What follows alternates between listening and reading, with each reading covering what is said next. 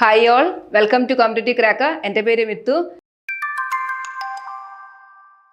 ഞാനിന്ന് വന്നിരിക്കുന്നത് SI exam എഴുതുന്നവർക്ക് useful ആയിട്ടുള്ള മാത്സിലെ ഒരു വീഡിയോയുമായിട്ടാണ്. നിങ്ങളുടെ ഡിഗ്രി പ്രിലിംസിന് ചോദിക്കുന്ന മാത്സിലെ കുറച്ച് ക്വസ്റ്റ്യൻസ് നമുക്കൊന്ന് ഡിസ്കസ് ചെയ്യാം. മുൻ വർഷങ്ങളിൽ ചോദിച്ചിട്ടുള്ള കുറച്ച് പ്രീവിയസ് ക്വസ്റ്റ്യൻസ് ആണ്. അപ്പോൾ അത് നമുക്ക് മനസ്സിലാക്കാം, ഏതൊക്കെ ടോപ്പിക്കിൽ നിന്നാണ് ചോദ്യങ്ങൾ വന്നിട്ടുള്ളതെന്ന് മനസ്സിലാക്കി നമുക്ക് പഠിക്കാം. Okay, first question. Arun traveled 25 km 50 meter by bus, 7 km 265 meter by car, and the rest 1 km 30 meter he walked. How much distance in kilometer did he travel in all? എന്താണ്? ടൈം ആൻഡ് ഡിസ്റ്റൻസിലെ ഒരു question ആണ്. അരുൺ ബസ്സിൽ travel ചെയ്തത് എങ്ങനെയാ? 25 kilometre 50 metre travel ചെയ്തു അല്ലെ. അതേപോലെ കാറിൽ എങ്ങനെയാ ട്രാവൽ ചെയ്തത്? 7 കിലോമീറ്റർ 265 മീറ്റർ അല്ലെ. അതേപോലെ ബാക്കിയുള്ളത് എങ്ങനെയാ? നടന്നു പോകുമായിരുന്നു. അത് എത്രയാണ്? 1 കിലോമീറ്റർ 30 മീറ്റർ അല്ലെ. നമുക്ക് ഇതെല്ലാം കൂടെ ആഡ് ചെയ്യാമല്ലോ. നമുക്ക് സെപ്പറേറ്റ് ആഡ് ചെയ്ത് കിലോമീറ്റർ, ഇത് മീറ്ററിൽ പറയുന്നു അല്ലെ. സോ ആഡ് ചെയ്തേ. 25 8 എത്ര വരും?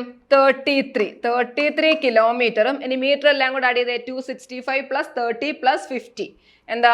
5 6 3 9 14 345 മീറ്റർ. അതായത് 33 കിലോമീറ്ററും 345 മീറ്ററും വന്നു അല്ലെ. ഇനി എന്താ ചോദിക്കുന്നത്?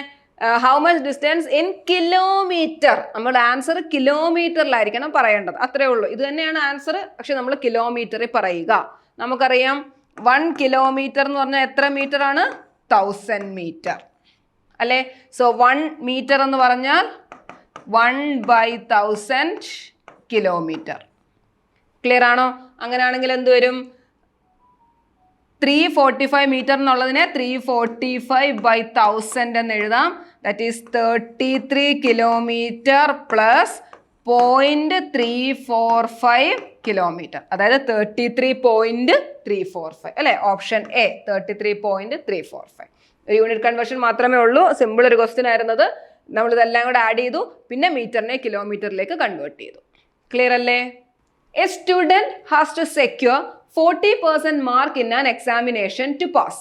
He got 320 marks and failed by 8 marks. The maximum mark are. എന്താണ്?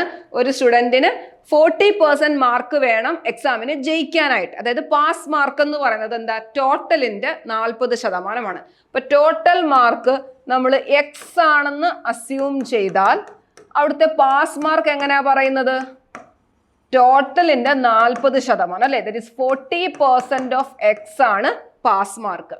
ഇനിയും പറയുന്നത് എങ്ങനെ? He got 320 marks and failed by 80 marks. 320 mark കിട്ടി, 80 മാർക്കിന് ഫെയിലായി എന്ന് പറയുമ്പോൾ പാസ് മാർക്ക് അങ്ങനെ നമുക്ക് പറയാം. 320 മാർക്ക് അയാൾ കിട്ടി, 80 മാർക്ക് കൂടെ കിട്ടിയായിരുന്നെങ്കിൽ ജയിച്ചേനെ എന്ന് പറയുമ്പോൾ പാസ് മാർക്ക് എത്ര? 320 കൂടെ 80 കൂടെ കൂട്ടുന്നത് അല്ലെ. 320 കൂടെ 80 കൂടെ കിട്ടിയായിരുന്നെങ്കിൽ പാസ്സായേനെ. ദാറ്റ് മീൻസ് പാസ് മാർക്ക് എന്ന് പറയുന്നത് എന്താ വരുന്നത്? 320 പ്ലസ് 80 ദാറ്റ് ഈസ് 400. ക്ലിയർ അല്ലേ? പാസ് മാർക്ക് തന്നെ രണ്ട് രീതിയിൽ പറഞ്ഞേക്കുക. ടോട്ടൽ മാർക്കിന്റെ അടിസ്ഥാനത്തിൽ പാസ് മാർക്ക് പറയുന്നത് 40% ഓഫ് എക്സ് എന്നാണ്. മറ്റൊരു രീതിയിൽ നമ്മളുടെ പാസ് മാർക്ക് 400 ആണ് തന്നിട്ടുണ്ട്. ഇക്വേറ്റ് ചെയ്താൽ കണ്ടുപിടിച്ചൂടെ? 40% ഓഫ് എക്സ് ആണ് 400 അല്ലെ. അങ്ങനെയാണെങ്കിൽ എക്സ് കണ്ടുപിടിക്കുക. 400 ഇൻറ്റു ഇത് നമുക്ക് ഇങ്ങനെ എഴുതാമല്ലോ. 40/100 of x equal to 400. That is x will be equal to 400 into 100/40 അല്ലെ. അല്ലെങ്കിൽ നമുക്ക് ഇങ്ങനെ എഴുതാം 40%. 400 ആണെങ്കിൽ ടോട്ടൽ എന്ന് പറഞ്ഞാൽ 100% അല്ലെ. 100% എത്ര ആണ്? അങ്ങനെ വേണമെങ്കിലും കണ്ടുപിടിക്കാം. ഓക്കെ, സോ കട്ട് ചെയ്യാം. 10 വരും, 1000. ക്ലിയർ അല്ലേ? Option B 1000. Next question. An article was sold at 10% gain. Had it been sold for 250 more, the gain would have been 20%. Then the cost price of the article. ഒരു article 10% ഗെയിനിനാണ് വിറ്റത്. ആ article 250 രൂപയും കൂടെ കൂട്ടി അത് വിറ്റിരുന്നെങ്കിൽ gain എത്ര ആയേനെ? 20% gain കിട്ടിയേനെ. എങ്കിൽ ആ സാധനത്തിന്റെ കോസ്റ്റ് പ്രൈസ് അല്ലെ. ഇത് പ്രോഫിറ്റ് ആൻഡ് ലോസിലുള്ളതാണ്. ഇനി ജസ്റ്റ് ഈ ഒരു ക്വസ്റ്റ്യൻ ചെയ്യുന്നതിന് മുന്നേ ഈ പ്രോഫിറ്റ് ആൻഡ് ലോസിൽ അറിഞ്ഞിരിക്കേണ്ട കോസ്റ്റ് പ്രൈസ്, സെല്ലിംഗ് പ്രൈസ്, അതിൻ്റെയൊക്കെ ഒരു ഇക്വേഷൻ നമുക്ക് എങ്ങനെ എഴുതാമെന്ന് ഞാൻ പറയാം. നോക്കിയേ, കോസ്റ്റ് പ്രൈസ് നമുക്ക് രണ്ട് തരത്തിൽ പ്രൈസ് നമ്മൾ പറഞ്ഞിട്ടുണ്ട്. കോസ്റ്റ് പ്രൈസ് ഉണ്ട്, സെല്ലിംഗ് പ്രൈസ് ഉണ്ടല്ലേ. കോസ്റ്റ് പ്രൈസ് എക്സ് ആണെന്ന് വിചാരിച്ചാൽ സെല്ലിംഗ് പ്രൈസ് നമുക്ക് എങ്ങനെ എഴുതാം? ഗെയിൻ ആണോ ലോസ് ആണോ നോക്കിയിട്ട് എഴുതുക. അതായത് ഫോർ എക്സാമ്പിൾ ഞാൻ പറയുവാണ്, എക്സ് 10% ഗെയിൻ ഉണ്ടായെങ്കിൽ, ഇത്രയേ ഉള്ളൂ അർത്ഥം. നമ്മൾ ഇൻക്രീസ് 10% കൂട്ടി വിറ്റു. അതായത് 100 രൂപയാണെങ്കിൽ 100ന്റെ 10% എത്രയാണോ അത്രയും കൂടെ കൂട്ടി വിറ്റു. അപ്പൊ എക്സ് ആണ്, 10% ഗെയിൻ ഉണ്ടെന്ന് സെല്ലിംഗ് പ്രൈസ് എങ്ങനെ പറയാം? 110% ഓഫ് എക്സ് എന്നങ്ങ് പറയുക. ക്ലിയർ ആണോ? അല്ലെങ്കിൽ നമ്മളൊരു ഇക്വേഷൻ പോലെ ഇങ്ങനെ പറയാം. എന്താ? സെല്ലിംഗ് പ്രൈസ് എന്ന് പറഞ്ഞാൽ ഈ 110 എങ്ങനെ എഴുതിയത്? 100ന്റെ കൂടെ ഗെയിൻ എത്ര ആണോ അത് 10 അത് ആഡ് ചെയ്തു അല്ലെ. 100 പ്ലസ് ദാറ്റ് ഗെയിൻ എന്ന് എഴുതി അല്ലെ. 100 plus that gain percentage of cost price ആണ്. ക്ലിയർ അല്ലേ? അപ്പൊ ഇത്രയൊന്നും ആലോചിക്കണമെന്നില്ല. നിങ്ങളിങ്ങനെ വിചാരിക്കുക, എക്സ് ആണ് കോസ്റ്റ് പ്രൈസ് എങ്കിൽ 10% ഗെയിനിൽ വിറ്റു എന്ന് പറഞ്ഞാൽ സെല്ലിംഗ് പ്രൈസ് നമുക്ക് എങ്ങനെ എഴുതാം? 110% ഓഫ് എക്സ്. ഇനി 20% ഗെയിൻ ഉണ്ടായി എന്ന് പറഞ്ഞാൽ നമുക്ക് എങ്ങനെ എഴുതാം? 120. 100ന്റെ കൂടെ 20യും കൂടെ ആഡ് ചെയ്യുക, that percentage of 120% of X. അതായത് ഇത് കോസ്റ്റ് പ്രൈസ് എക്സ് ആയതുകൊണ്ടാണ് ഞാൻ ഇവിടെ എക്സ് എന്ന് ഇടുന്നത്. അവിടെ എന്ത് വരുന്നു അതിനനുസരിച്ച് ഇടുക അല്ലെ. ഇനി 25% ഗെയിൻ ഉണ്ടായി എന്ന് പറഞ്ഞാൽ നമ്മൾ എങ്ങനെ പറയണം? 125% ഓഫ് എക്സ് എന്ന് പറയുക. ക്ലിയർ ആണോ? ഇനി അതേപോലെ തന്നെ എക്സ് 10% ലോസ് ഉണ്ടായി എന്നാ പറയുന്നെങ്കിൽ നമ്മൾ എങ്ങനെ സെല്ലിംഗ് പ്രൈസ്? അതായത് 10% നഷ്ടത്തിനാണ് വിറ്റതെന്ന് പറഞ്ഞാൽ സെല്ലിംഗ് പ്രൈസ് എങ്ങനെ പറയണം? 90% ഓഫ് എക്സ് അല്ലെ. ലോസ് കുറവ്, സോ 100 മൈനസ് ദാറ്റ് 10. ഇനി 20% ലോസ് ആണ് ഉണ്ടായെങ്കിൽ എങ്ങനെ പറയണം? 100 മൈനസ് 20, 80% ഓഫ് എക്സ്. ക്ലിയർ ആണോ? ഈ ഒരു കൺസെപ്റ്റ് മനസ്സിലാക്കി വെച്ചാൽ നമുക്ക് പ്രോഫിറ്റ് ആൻഡ് ലോസിൽ വളരെ എളുപ്പം നമുക്ക് ചെയ്യാനായിട്ട് പറ്റും. ക്ലിയർ ആണോ? കോസ്റ്റ് പ്രൈസ് എന്താണോ അതിന്റെ ഗെയിൻ ആണോ ലോസ് ആണോ നോക്കിയിട്ട് വേണം നമ്മൾ സെല്ലിംഗ് പ്രൈസ് എഴുതാനായിട്ട്. ഓക്കെ, അപ്പൊ ഈ ക്വസ്റ്റ്യൻ ഒന്ന് നോക്കിയേ. An article was sold at 10% gain. Had it been sold for 250 more, the gain would have been 20%. അല്ലെ, അത് 250 രൂപ കൂട്ടി വിറ്റിരുന്നു. അതായത് രണ്ട് സെല്ലിംഗ് പ്രൈസുകൾ തമ്മിലുള്ള വ്യത്യാസമാണ് ആ പറഞ്ഞത്. 250 അല്ലെ, 250 മോർ കൂട്ടി വിറ്റിരുന്നെങ്കിൽ ഗെയിൻ 20% കിട്ടാൻ. അപ്പോൾ നമ്മൾ വിചാരിക്കുക, എക്സ് ആണ് നമ്മുടെ കോസ്റ്റ് പ്രൈസ് എങ്കിൽ അയാൾ ആദ്യം എങ്ങനെ വിൽക്കുന്നതെന്ന് പറഞ്ഞത് 10%. അങ്ങനെയാണ് യഥാർത്ഥത്തിൽ വിൽക്കുന്നത്. 10% ഗെയിനിനാണ് വിൽക്കുന്നത്. 10% ഗെയിൻ ഉണ്ടായെങ്കിൽ അവിടുത്തെ സെല്ലിംഗ് പ്രൈസ് എന്തായിരിക്കും? 110% ഓഫ് എക്സ്. ഇതാണ് ഫസ്റ്റ് സെല്ലിംഗ് പ്രൈസ്. ഇനിയും പറയുന്നത് ഈ 250 റുപ്പീസ് കൂട്ടി സെല്ല് ചെയ്തായിരുന്നെങ്കിൽ എത്ര രൂപ ഗെയിൻ കിട്ടിനെ? 20% ഗെയിൻ കിട്ടിയേനെ അല്ലെ. എക്സ് വിലയുള്ള സാധനത്തിന് 20% ഗെയിൻ കിട്ടുമെങ്കിൽ അത് എത്ര രൂപയ്ക്കാണ് വിറ്റ് നമുക്ക് കണ്ടുപിടിച്ചുകൂടായോ? കോസ്റ്റ് പ്രൈസ് എക്സ് ആണ്. 20% ഗെയിനിനാണ് വിറ്റെങ്കിൽ നമുക്ക് പറയാം 120% ഓഫ് എക്സിനാണ് അത് വിറ്റത് അല്ലെ. അപ്പൊ ഈ രണ്ട് സെല്ലിംഗ് പ്രൈസുകൾ തമ്മിലുള്ള വ്യത്യാസമല്ലേ ആ 250 എന്ന് പറയുന്നത് അല്ലെ. ഇതിനെക്കാട്ടിൽ 250 രൂപ കൂട്ടി വിറ്റിരുന്നെങ്കിൽ ദാറ്റ് മീൻസ് 120% ഓഫ് എക്സിൽ 110% ഓഫ് എക്സും തമ്മിലുള്ള വ്യത്യാസമാണ് ആ 250. എവിടെയെങ്കിലും നമ്മൾ ഇതുപോലെ മോർ ലെസ് എന്ന് പറഞ്ഞാൽ അത് ഡിഫറൻസ് ആണെന്ന് മനസ്സിലാക്കി. 250 മോർ എന്ന് പറഞ്ഞാൽ ആ രണ്ടെണ്ണം തമ്മിലുള്ള വ്യത്യാസം. അതായത് സെല്ലിംഗ് പ്രൈസിനെ പറ്റിയാണ് പറയുന്നത്. സോ ഈ രണ്ട് സെല്ലിംഗ് പ്രൈസുകൾ തമ്മിലുള്ള വ്യത്യാസം അല്ലേ. So 120% of x minus 110% of x എന്ത് വരും? 10% of x equal to 250. So x കണ്ടുപിടിക്കും അല്ലെ. 10% 250 ആണെങ്കിൽ 100% എത്ര ആണ് അല്ലെ? ദാറ്റ് ഈസ് 250 into 100 by 10 എന്ത് വരും? 2500. ക്ലിയർ അല്ലേ? Option A 2500. മനസ്സിലായോ? Next question. Sita reads 1/4 part of a book in 1 hour. How much part of the book will be read in 1/5 hours?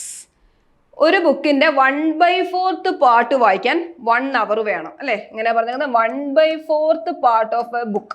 B എന്ന് പറഞ്ഞാൽ ഫുള്ള് ബുക്കാന്ന് വിചാരിക്കുക. അതിന്റെ 1/4 പാർട്ട് വായിക്കാൻ 1 hour വേണം എങ്കിൽ 2 1/5 മിക്സഡ് ഫ്രാക്ഷനിൽ പറയുന്നു 2 1/5 hours കൊണ്ട് എത്ര പാർട്ട് അത് വായിച്ചു. ഓക്കെ, അപ്പൊ നമുക്ക് ഇനി എത്ര പാർട്ടാണെന്നുള്ളതാണ്. അപ്പൊ നമ്മളൊന്ന് തിരിച്ചു പറയും. ഇങ്ങനെ പറഞ്ഞാൽ കുഴപ്പമുണ്ടോ? ക്വസ്റ്റ്യനിൽ പറഞ്ഞേക്കുന്നത് ഇങ്ങനെയാണ്, 1/4 പാർട്ട് ഓഫ് ബുക്ക് 1 മണിക്കൂർ കൊണ്ട് വായിച്ചു. അപ്പൊ നമുക്ക് തിരിച്ചു പറയാം, 1 മണിക്കൂറില് എത്ര ഭാഗമാണ് വായിച്ചത്? 1/4 പാർട്ട് ഓഫ് ബുക്ക് വായിച്ചു എങ്കിൽ ഇത്രയും സമയം കൊണ്ട് എത്ര വായിക്കുന്നു? നമ്മളിങ്ങനെ പറത്തില്ലേ, 1 മണിക്കൂറിൽ 1/4 ആണെങ്കിൽ 2 മണിക്കൂറിൽ എത്ര ആയിരിക്കും?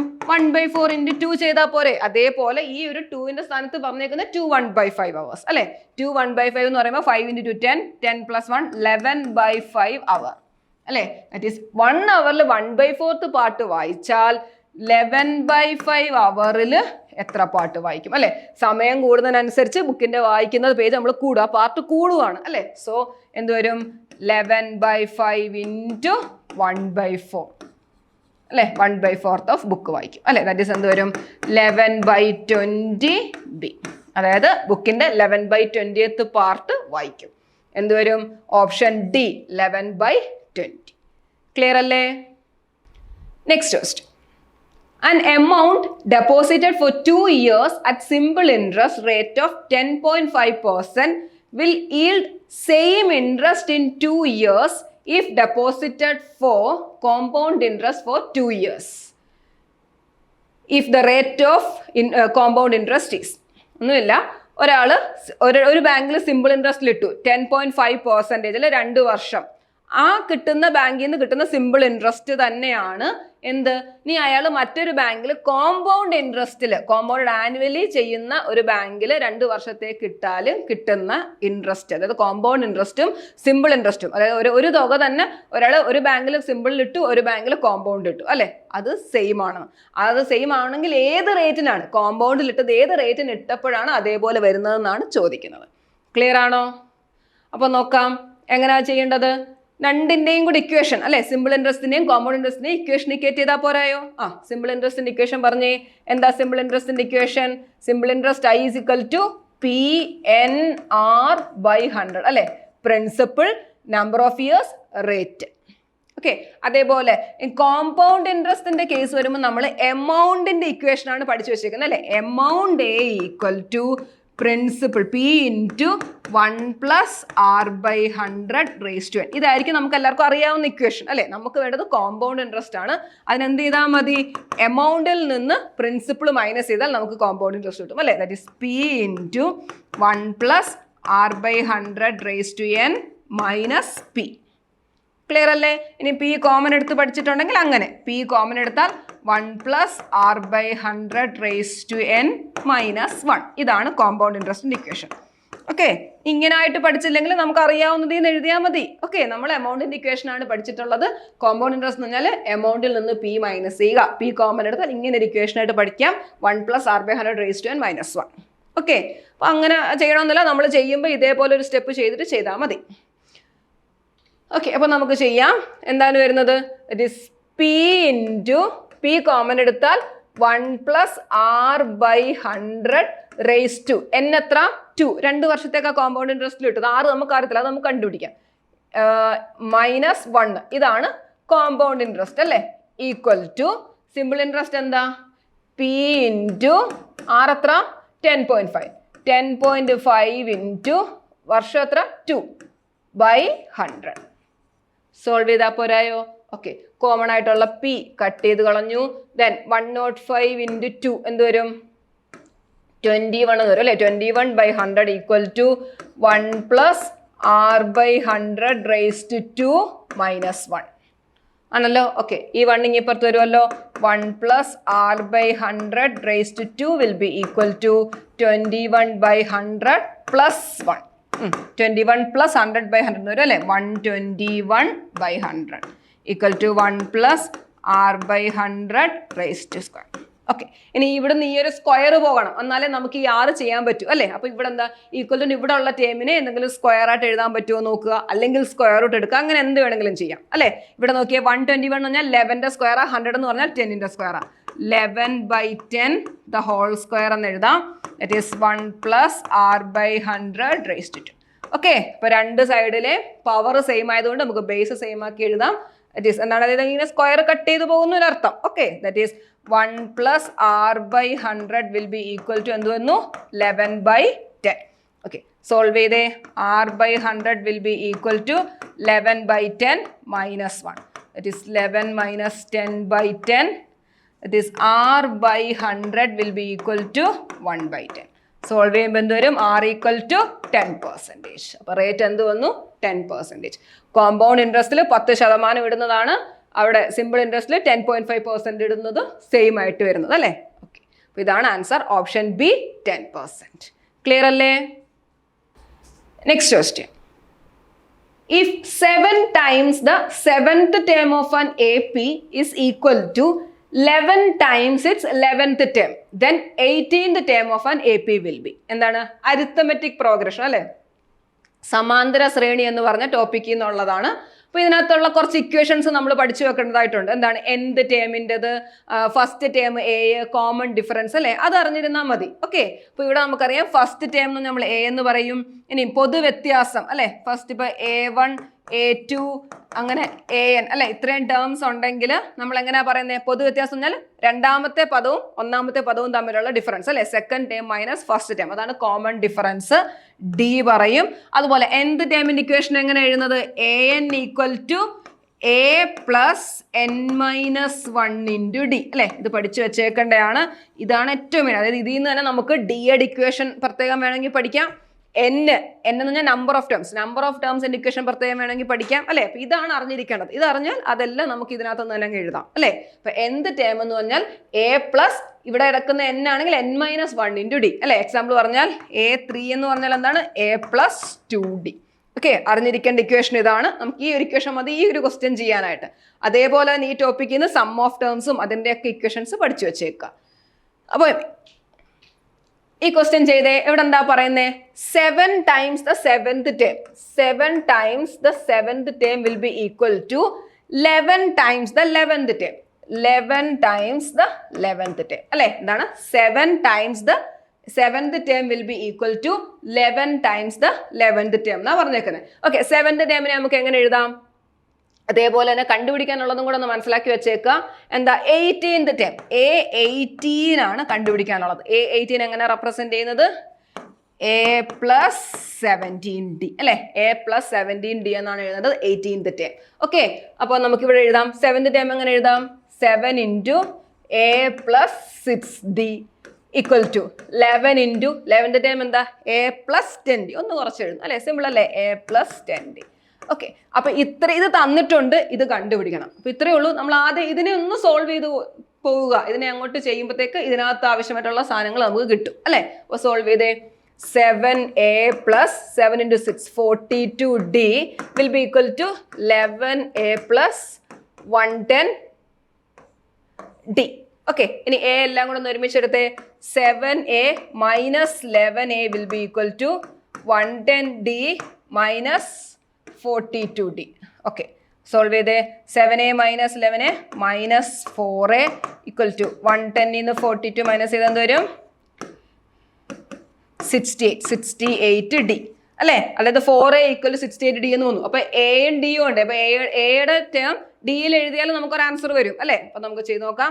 A ഈക്വൽ ടു എന്താ? -68/4D. എന്താണത്? -17D എന്ന് കിട്ടി അല്ലേ? എയുടെ വാല്യൂ നമുക്ക് -17D എന്ന് കിട്ടി. സോ ഇവിടെ ഇട്ട് കൊടുക്കാം. എയുടെ വാല്യൂ -17D പ്ലസ് 17D എന്ത് വരും? 0. സോ 18th ടേം എന്താണ്? ആൻസർ 0. Option B 0. ക്ലിയർ ആണോ? അപ്പോൾ ഇന്ന് ചെയ്ത ക്വസ്റ്റ്യൻസ് നിങ്ങൾക്ക് മനസ്സിലായോ? ഇത് ഡിഗ്രി പ്രിലിംസിന് പ്രീവിയസ് ഇയർ ചോദിച്ച ക്വസ്റ്റ്യൻസ് ആണ്. അപ്പോൾ ഈ ഒരു പാറ്റേൺ വെച്ച് തന്നെ നമ്മൾ ആ ഓരോ ടോപ്പിക്കുകൾ മനസ്സിലാക്കി പഠിക്കണം. അപ്പോൾ നിങ്ങൾ നല്ല രീതിയിൽ നമുക്ക് പഠിച്ചാൽ അതിൻ്റെ മാത്സിൽ നിന്നുള്ള മാർക്ക് നല്ല രീതിയിൽ നിങ്ങൾക്ക് സ്കോർ ചെയ്യാവുന്നതാണ്. അതുപോലെ തന്നെ നമ്മുടെ ടീം കോമ്പറ്റീവ് ക്രാക്കർ SIക്ക് വേണ്ടിയിട്ടുള്ള ബാച്ച് സ്റ്റാർട്ട് ചെയ്തിട്ടുണ്ട്. ഇനി വളരെ കുറച്ച് ദിവസങ്ങളേ ഉള്ളൂ ഡിഗ്രി പ്രിലിംസിന് അല്ലേ? അപ്പോൾ ഇപ്പോൾ തന്നെ നല്ല രീതിയിൽ നിങ്ങൾ പഠിച്ചു തുടങ്ങിക്കൊള്ളുക. ഓരോ ടോപ്പിക്കും മനസ്സിലാക്കി. ഇപ്പോൾ ഞാൻ മാത്സിൻ്റെ കാര്യം പറഞ്ഞു, അതേപോലെ തന്നെ മറ്റുള്ള എല്ലാ ടോപ്പിക്സും എല്ലാം സിലബസ് അനുസരിച്ച് നിങ്ങളെ പഠിപ്പിക്കുന്നതായിരിക്കും. അതുപോലെ തന്നെ പ്രീവിയസ് ക്വസ്റ്റ്യൻസ് എല്ലാം അനലൈസ് ചെയ്തിട്ടുള്ള പഠനമായിരിക്കും. അതുപോലെ തന്നെ മെന്റർഷിപ്പ് പ്രോഗ്രാമും സ്റ്റഡി പ്ലാനോട് കൂടിയ കോഴ്സാണ്. അപ്പോൾ നിങ്ങൾക്ക് ഉടനെ തന്നെ ജോയിൻ ചെയ്യുക. അപ്പോൾ ഇതിനെപ്പറ്റിയുള്ള കൂടുതൽ വിവരങ്ങൾ അറിയാൻ ഈ കാണുന്ന നമ്പറിൽ നിങ്ങൾക്ക് കോൺടാക്റ്റ് ചെയ്യാവുന്നതാണ്. മറ്റൊരു വീഡിയോയുമായി വീണ്ടും കാണാം. Thank you.